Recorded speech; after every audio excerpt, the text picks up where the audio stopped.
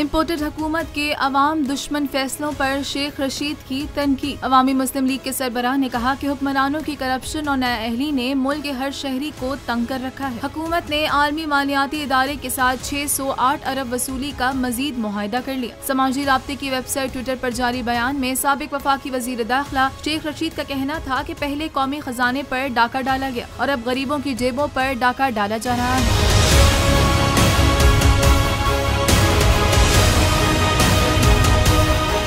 उन्होंने कहा कि सितंबर होगा, सैलाब उतरेगा तो इमरान खान इस्लामाबाद की कॉल देगा। शेख रशीद ने कहा कि सिंध में सैलाब ने अवाम की आंखें खोल दी। जिन मनी लॉन्डर्स को अपने लोग चंदा देने को तैयार नहीं, दूसरे मुल्क उन्हें कैसे पैसा देंगे। साबिक वफाकी वजीर दाखिला का कहना था कि सैलाब ने पाकिस्तान डेमोक्रेटिक मूवमेंट की साख राख बना दी है। लोटा मेंबरान की अवाम शक्ल नहीं देखना चाहते। लोगों में अब पेट्रोल खरीदने और बिजली का बिल देने की सकत भी नहीं। सब्सक्राइब करें और बेल दबाएं ताकि कोई खबर रह न जाए।